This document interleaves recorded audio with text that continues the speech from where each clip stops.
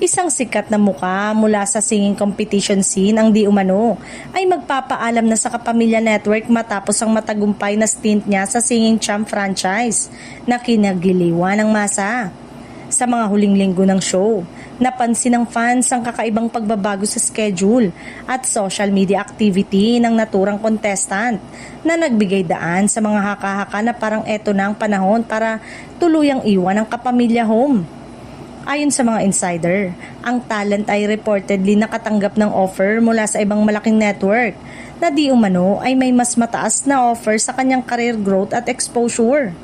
Sa kabila ng ongoing contract, sinasabi ng chika na binibigyang halaga ng artista ang oportunidad na mas mapalago ang sarili sa ibang capabilities ng ibang istasyon, mula sa singing, acting, hosting hanggang sa endorsement project.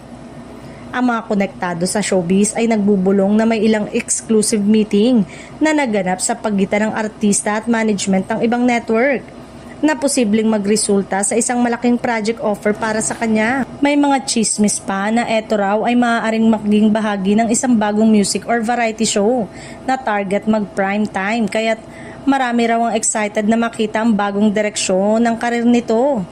Samantala, walang official confirmation mula sa Kapamilya Network o mula sa talent mismo tungkol sa balitang ito. Sa mga recent post ng nasabing artista sa social media, hindi naman diretsong pinasinungalingan ang mga usap-usapan, ngunit mas pinipiling focus sa personal at engagement with fans habang umiikot ang chismis tungkol sa kanyang exit.